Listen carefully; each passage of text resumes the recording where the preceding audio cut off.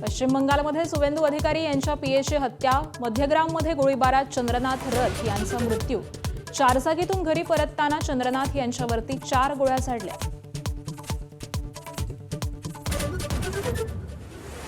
पराभवानंतरही ममता बॅनर्जींची हेकेखोरी कायम, मुख्यमंत्री पदाचा राजीनामा देण्यास नकार। तर निकालानंतरही हिंसाचारामुळे पश्चिम बंगालची होरपळ कायम, टीएमसीच्या 2 तर भाजपच्या 2 कार्यकर्त्यांचा मृत्यू। तामिळनाडूमध्ये सत्तेची जुळवाजुळव बाकी असतानाच टीव्हीकेची आज शपथविधीची तयारी, राज्यपालांना भेटून विजय यांचा सत्ता स्थापनेचा दावा, काँग्रेसचा पाठिंबा, अण्णा द्रमुककडे लक्ष।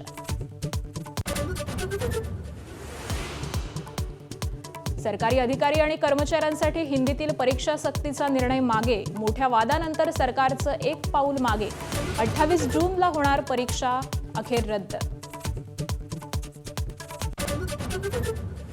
राज्यभरात ठिकठिकाणी पाणी टंचाईच्या झळा तीव्र, ठाण्यामध्ये टँकरनं पाणी पुरवठा, तर यंदा अल निनोची टांगती तलवार, प्रतिकूल परिस्थितीमध्ये उत्पन्नासाठी शेतकऱ्यांना कृषी विभागाकडून प्रशिक्षण।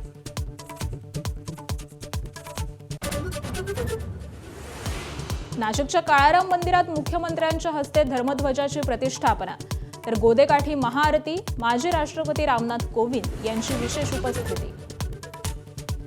बीडच्या मस्साजोगचे माजी सरपंच संतोष देशमुख हत्या प्रकरणामध्ये आज सकाळी 11 वाजता जिल्हा आणि विशेष सत्र न्यायालयामध्ये महत्त्वाची सुनावणी पार पडणार आहे। मागील सुनावणीमध्ये डिजिटल पुराव्यांवरून सरकारी आणि आरोपी पक्षाच्या वकिलांमध्ये जोरदार खडाजंगी झाली होती।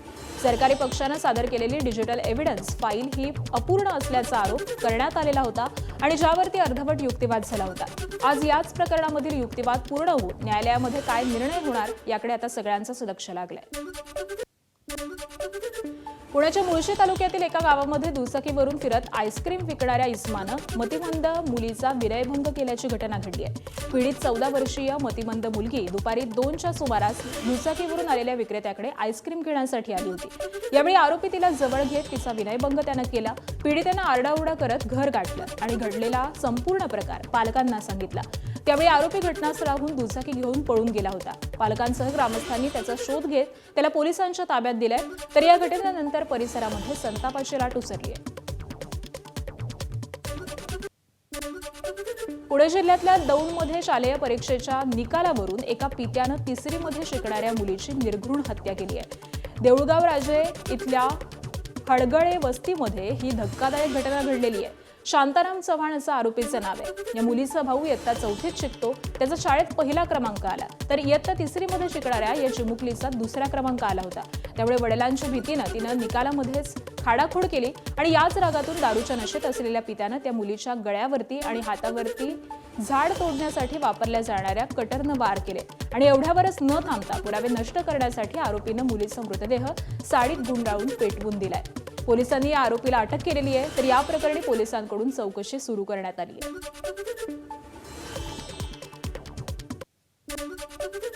पुण्यातील चंदननगर परिसरामध्ये लग्नास नकार दिल्याच्या रागामधून एका तरुणानं 22 वर्षीय तरुणीवरती चाकू हल्ला केल्याची धक्कादायक घटना घडली आहे। गंभीर जखमी झालेली तरुणी गेल्या आठवड्याभरापासून रुग्णालयात मृत्यूशी झुंज देत असून तिची प्रकृती अत्यंत चिंताजनक आहे। या प्रकरणामध्ये आरोपी दिलीप राठोड याला चंदननगर पोलिसांनी अटक केली आहे। दोघेही एका नामांकित मॉलमध्ये काम करत होते आणि त्यांची ओळख मैत्रीतून प्रेमामध्ये बदलली होती।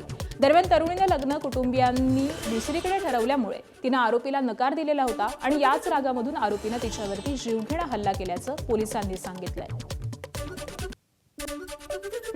जळगावच्या भडगाव तालुक्यामधील 7 वर्षीय मुलीवरती अत्याचार आणि हत्या करण्यात आली आहे। या प्रकरणामध्ये पीडित कुटुंबियांची आमदार रोहित पवार यांनी भेट घेऊन न्याय प्रक्रियेची माहिती दिली आहे। 3 वर्षांपूर्वी घडलेल्या या संतापजनक घटनेमध्ये बालिकेवरती अत्याचार करून तिची हत्या करण्यात आलेली होती आणि मृतदेह गुरांच्या गोठ्यामध्ये लपवण्यात आला होता।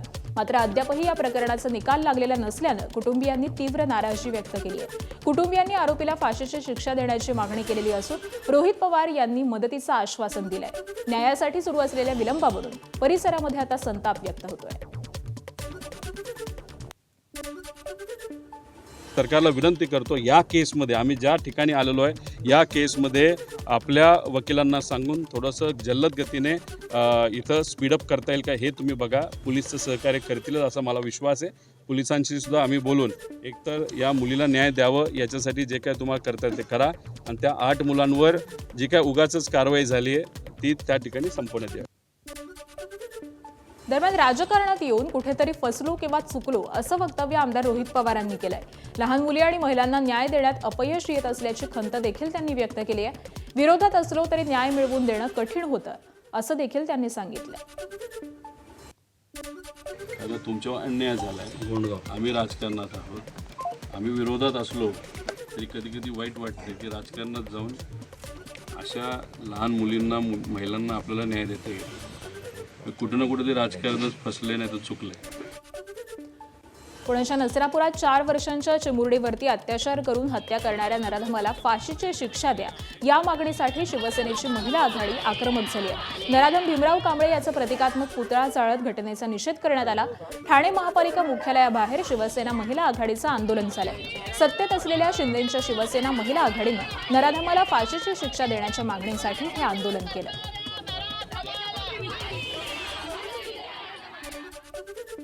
बीड जिल्ह्यातील केज तालुक्यामधील युसुफ वडगाव पोलीस ठाण्याच्या हद्दीमध्ये एक संतापजनक घटना उघडकीस आली आहे. उन्हाळ्याच्या सुट्टीसाठी मामाच्या गावाला आलेल्या एका भाच्यानं घरात एकटी असलेल्या मामाच्या 10 वर्षांच्या मुलीवरती अत्याचार केल्याचा प्रकार समोर आलाय. संबंधित भाचा हा काही दिवसांपूर्वी सुट्टीसाठी मामाच्या गावी आला होता. घटनेच्या दिवशी मामा आणि मामी रात्री शेतामध्ये पाणी देण्यासाठी गेलेले असताना घरात केवळ अल्पवयीन मुलगी एकटी होती. या संधीचा गैरफायदा घेत भाच्यानं तिच्यावरती अत्याचार केल्याचा आरोप आहे. घटनेनंतर आरोपीनं मामा घरी परत येण्यापूर्वीच घरामधून पलायन केलंय. या प्रकारामुळे परिसरात मोठी खळबळ उडालेली असून नागरिकांमध्ये संताप व्यक्त केला जातोय. गुन्हा दाखल होताच आरोपीस पोलिसांनी इटकूर इथून अटक केली आहे. अंबरनाथच्या S3 पार्क हॉटेल आत्महत्या प्रकरणाला नवा ट्विस्ट मिळालाय. या प्रकरणातील आरोपी भगवान लोटे याचा अटकपूर्व जामीन कल्याण सत्र न्यायालयानं फेटाळलाय. 10 एप्रिलला सिमरन पाटील या तरुणीनं आत्महत्या केलेली होती. मात्र तरुणीचा मृत्यू हा आत्महत्या की हत्या या वाद सुरू झालेला होता. पीडित कुटुंबियांनी उच्च न्यायालयामध्ये याचिका दाखल करत गंभीर आरोप केले होते. तर दरम्यान जामीन फेटाळल्यानंतर देखील आरोपी अजून पोलिसांच्या हाती लागलेला नाहीये. तब्बल 25 दिवस उलटून देखील तपास यंत्रणांना यश न मिळाल्यामुळे पोलिसांच्या कार्यक्षमतेवरती प्रश्नचिन्ह उपस्थित होत आहे. अमरावतीच्या अचलपूरमध्ये सासरच्या जाचाला कंटाळून साजेदा आफरीन या विवाहितेनं गळफास घेऊन आत्महत्या केली आहे. 2 मुली झाल्यामुळे सासरच्या मंडळींकडून या महिलेचा छळ सुरू होता. याच त्रासाला कंटाळून महिलेनं आत्महत्या केली आहे. या प्रकरणी विवाहित महिलेच्या भावानं तक्रार दिल्यानंतर पोलिसांनी महिलेच्या पती आणि सासऱ्याला अटक केली आहे. तर महिलेच्या पती, सासू, सासरे आणि नणंद यांच्या विरोधात गुन्हा दाखल करण्यात आला आहे. परभणीच्या जिंतूर तालुक्यातील चारठाणा परिसरामध्ये चारित्र्याच्या संशयावरून पतीनं पत्नीची निर्घृण हत्या केल्याची धक्कादायक घटना घडली आहे. सुमित्रा गायकवाड या 38 वर्षीय महिलेची तिच्या पती श्रीधर गायकवाड यानं डोक्यामध्ये दगड घालून हत्या केली आहे. घटनेनंतर आरोपीनं स्वतः चारठाणा पोलीस ठाण्यात जाऊन गुन्ह्याची कबुली दिली. आधी काठीनं मारहाण करून नंतर शेतातील आखाड्यावरती नेऊन हा प्रकार घडल्याची माहिती समोर आली आहे. आणि या घटनेमुळे परिसरात खळबळ उडालेली असून पोलिसांनी गुन्हा दाखल करून पुढील तपास सुरू केला. शिर्डीमध्ये जमीन गैरव्यवहाराच्या प्रकरणाला वेग आलेला असून बोंधू खरातची पोलिसांकडून कसून चौकशी सुरू आहे. काल दुपारपासून शिर्डी पोलीस ठाण्यात खरातची चौकशी सुरू आहे. या प्रकरणामधील विविध पैलूंवरती पोलीस अधिक माहिती गोळा करतात. चौकशी दरम्यान बोंधू खरातनं आपली बाजू मांडताना काही महत्त्वाचे दावे केलेत. मला गोत्यात आणण्यासाठी साक्षीदारांनी भूमिका बदलली आहे असा आरोप खरातनं केलाय. तसंच संबंधित जमीन व्यवहार पूर्णपणे कायदेशीर असल्याचंही त्यानं स्पष्ट केलंय. हा व्यवहार सावकारीसाठी केलेला नाही असंही खरातनं सांगितलं. तर याशिवाय मी स्वतः जमीन मागण्यासाठी जमीन मालकाकडे गेलो नव्हतो. उलट जमीन मालक आणि त्यांचे सहकारी माझ्याकडे आले होते असा दावा खरातनं पोलिसांसमोर केलाय. दरम्यान या प्रकरणामधील सत्य समोर आणण्यासाठी पोलिसांची चौकशी ही सध्या सुरू आहे. फरार कल्पना खरातनं जामिनासाठी औरंगाबाद खंडपीठात अर्ज केलाय. शिर्डी पोलिसांना मत मांडण्यासाठी न्यायालयानं नोटीस बजावली आहे. कल्पना खरातच्या जामीन अर्जावरती पुढील सुनावणी ही 12 मे रोजी होणार आहे. शिर्डीमध्ये जमीन व्यवहार फसवणूक प्रकरणी कल्पना खरातवरती 31 मार्चला गुन्हा दाखल झाला होता. त्यानंतर कल्पना खरात फरार झालेली असून पोलिसांना तिला शोधण्यामध्ये अपयश येत आहे. चेंबूरमध्ये कचऱ्याच्या ढिगाऱ्यात नवजात बालकाचा मृतदेह आढळल्यामुळे एकच खळबळ उडाली आहे. चेंबूरमधील नवजीवन सोसायटी बाहेर असलेल्या कचऱ्याच्या ढिगाऱ्यामध्ये या नवजात बालकाचा मृतदेह आढळलाय. चेंबूर पोलीस आणि फॉरेन्सिक टीम घटनास्थळी दाखल झालेली असून परिसरामधील सीसीटीव्हीच्या आधारे आरोपीचा शोध सुरू आहे. प्रशासकीय दिरंगाई आणि आरोग्य विभागाच्या बेजबाबदारपणामुळे सामान्य जनतेचा पैसा कसा पाण्यात जातो याचं जिवंत उदाहरण वसई पंचायत समितीच्या गेट शेजारी पाहायला मिळतंय. गटारा शेजारी जवळपास 35 ते 40 औषधांच्या बाटल्यांचा साठा फेकून देण्यात आलाय. ही सर्व औषधं मुदत संपलेली असून ती लहान मुलांसाठी विविध आजारांवरती उपयोगी पडणारी औषधं आहेत. विशेष म्हणजे शासकीय रुग्णालयामध्ये अनेकदा औषधांचा तुटवडा जाणवत असताना मोठ्या प्रमाणामध्ये औषधं अशा प्रकारे वाया गेल्यामुळे नागरिकांनी संताप व्यक्त केलाय. मुंबईच्या ताज आणि ट्रायडंट हॉटेलला धमकीचा कॉल आल्याची धक्कादायक माहिती समोर आली आहे. अज्ञात व्यक्तीनं या दोन्ही हॉटेलला फोन करून दहशतवादी हल्ला करण्याची धमकी दिली आहे. दरम्यान या धमकीच्या फोनवरून मुंबई पोलिसांना याबाबत माहिती देण्यात आली. पोलिसांना माहिती मिळताच संबंधित ठिकाणी बंदोबस्त वाढवण्यात आला. तर या घटनेनंतर कॉल ट्रेस करून पोलिसांनी आरोपीलाही ताब्यात घेतलेलं असून पुढील चौकशी सुरू केली आहे.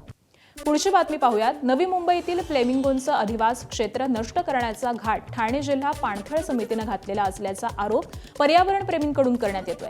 नवी मुंबईमध्ये असलेले तलाव, खाडी किनारी हे पाणथळ क्षेत्र नसल्याचा अहवाल ठाणे जिल्हा पाणथळ समितीनं शासनाकडे दिलेला आहे. तर या समितीच्या शिफारशी तात्काळ फेटाळाव्यात अशी मागणी पर्यावरण प्रेमींनी मुख्यमंत्री देवेंद्र फडणवीसांकडे केली आहे. राज्य शासनानं फ्लेमिंगो पक्ष्यांच्या अधिवासाचं पाणथळ जागा राखीव क्षेत्र म्हणून संरक्षण करण्याची मागणी केली आहे. नेरूळमधील NRI फ्लेमिंगो पॉइंट आणि TS चाणक्य तलावामध्ये हजारोंच्या संख्येनं फ्लेमिंगो येतात.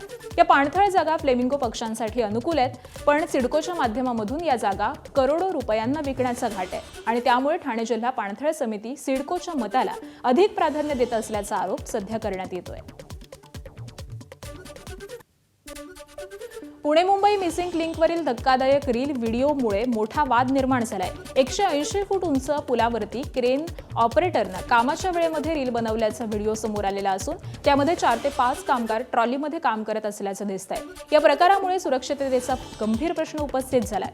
महाराष्ट्र राज्य रस्ते विकास महामंडळ, MSRDC आणि संबंधित कंत्राटदार कंपनी यांच्यावरती कोणती कारवाई करणार याकडेच आता सगळ्यांचं लक्ष लागलंय.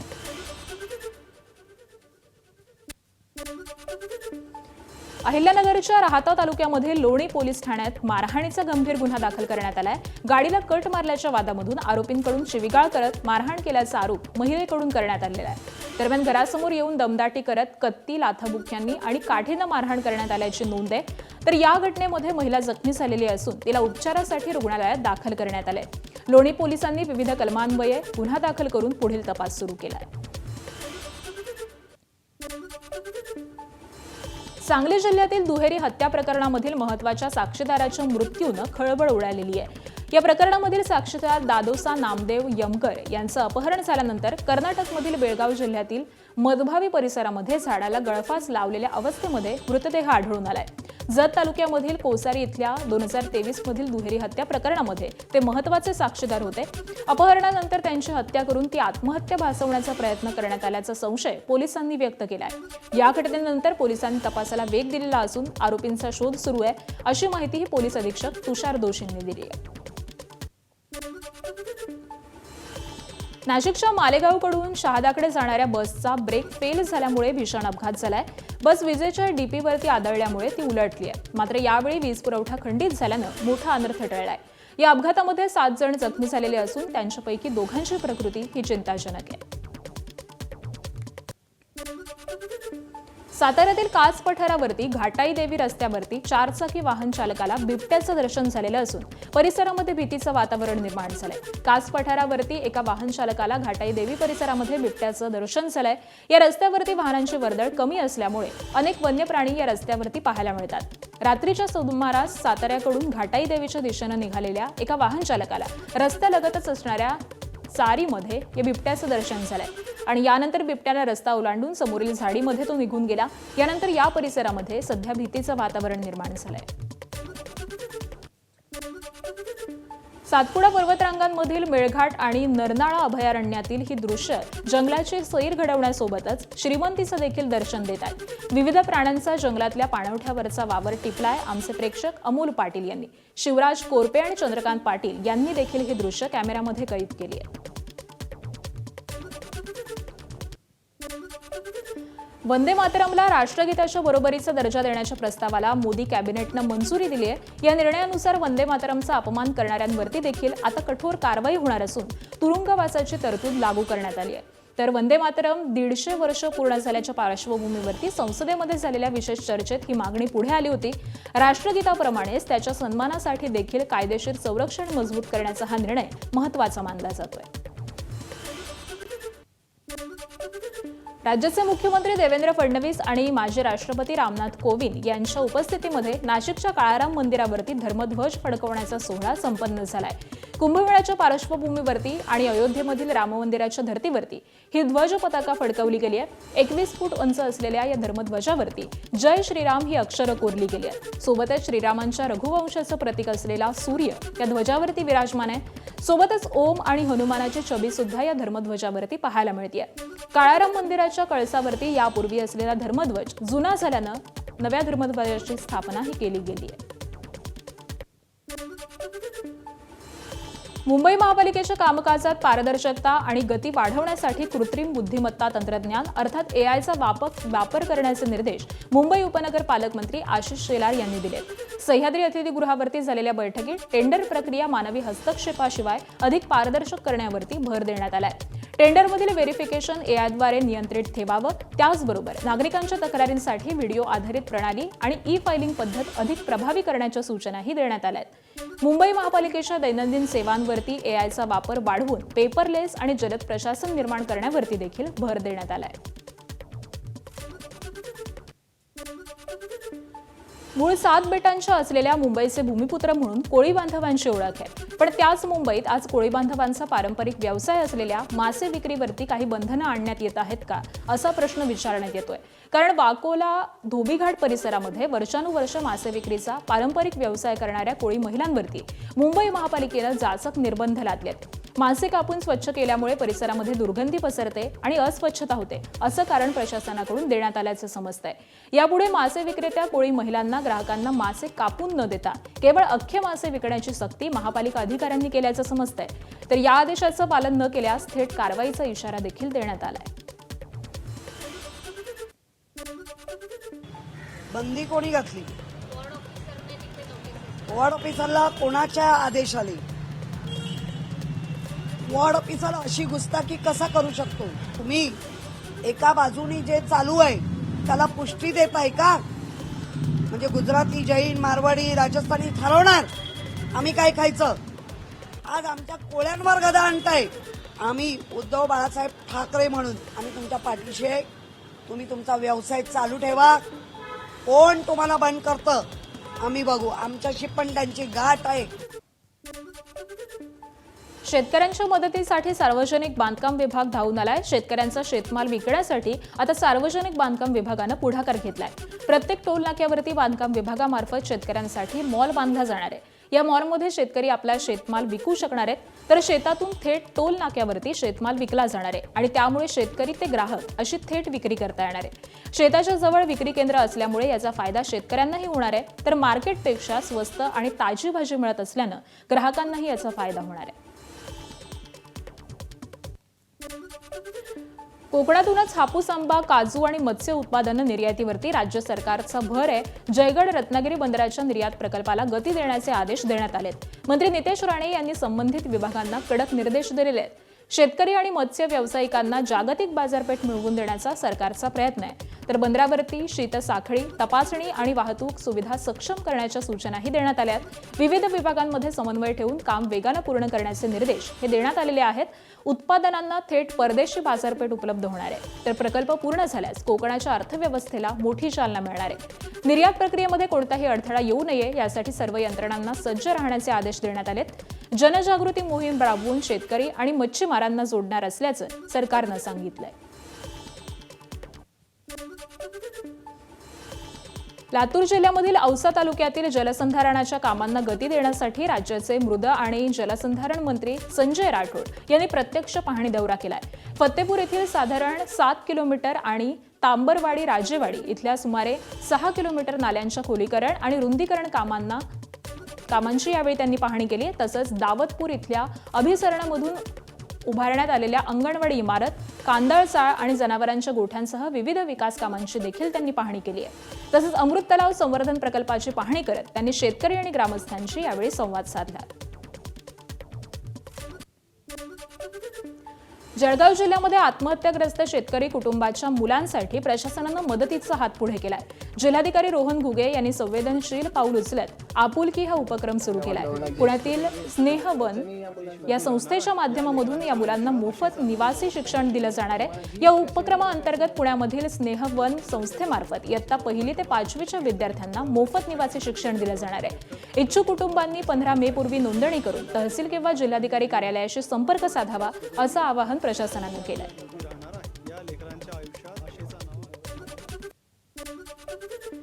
राज्यातील बाल वैज्ञानिकांना आता थेट आंतरराष्ट्रीय संशोधन संस्थांपर्यंत झेप घेण्याची संधी मिळणार आहे.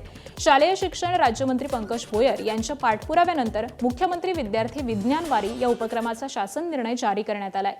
या योजनेअंतर्गत राज्यामधील निवड झालेल्या विद्यार्थ्यांना नासा आणि इस्रो सारख्या नामांकित संस्थांना भेट देण्याची संधी ही मिळणार आहे. ग्रामीण आणि शहरी भागामधील गुणवंत विद्यार्थ्यांना प्रत्यक्ष वैज्ञानिक अनुभव मिळावा हा या उपक्रमाचा उद्देश आहे. आणि या निर्णयामुळे विद्यार्थ्यांच्या संशोधन वृत्तीला चालना मिळणार असून भविष्यामधील वैज्ञानिक घडवण्याचा मार्ग मोकळा होणार आहे. नाशिकच्या मालेगावात असलेल्या उपप्रादेशिक परिवहन कार्यालयात शासनानं कोट्यवधी रुपये खर्चून उभारलेलं अत्याधुनिक संगणकीय वाहन स्वयंचलित चाचणी केंद्र हे तांत्रिक अडचणीमुळे कार्यान्वित झालेलं नाहीये. या केंद्रामध्ये वाहनांना परवाना देताना आवश्यक असलेल्या वाहनांच्या कार्यक्षमतेची तपासणी केली जाते. मात्र हे केंद्र कार्यान्वित न झाल्यामुळे मालेगाव उपप्रादेशिक परिवहन कार्यालयाच्या कार्यक्षेत्रामधील वाहनधारकांना वाहन तपासणीसाठी धुळे आणि नाशिक इथं जावं लागतं.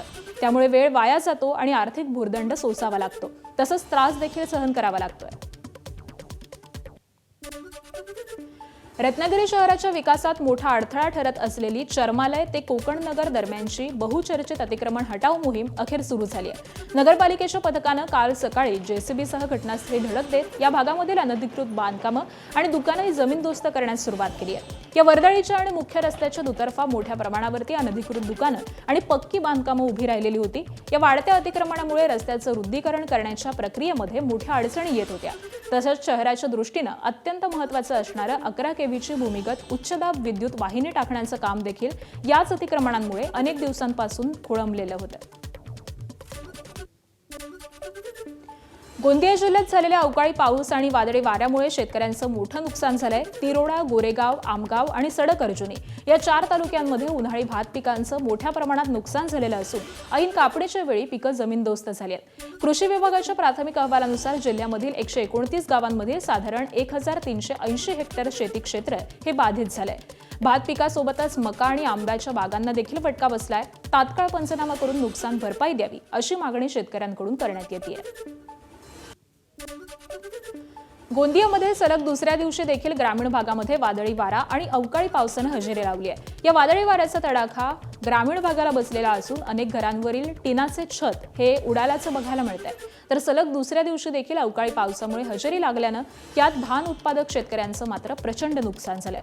कापणीला आलेल्या धान पिकाला याचा मोठा फटका बसलाय. नंदुरबारमध्ये अवकाळी पावसामुळे नवापूर तालुक्यामध्ये मोठं नुकसान झालंय. IMD कडून येलो अलर्ट जारी करण्यात आलेला आहे. अचानक हवामान बदल झाल्यामुळे वादळी वारा आणि मुसळधार पाऊस झालाय. डोंग, सांगाळी, पांघराण, शिरवे, खोलवीर, पळसून या गावांना फटका बसलेला आहे. तर झाडं उन्मळून पडण्याच्या घटनाही घडल्या. विजेचे खांब कोसळल्यामुळे वीज पुरवठा खंडित झालाय.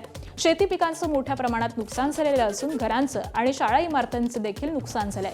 प्रशासनाकडून नुकसानीचा आढावा सुरू असून नागरिकांना सतर्क राहण्याचं आवाहन करण्यात आलंय. तर जनजीवन विस्कळीत झाल्यामुळे मदतीची मागणी ही जोर धरतेय.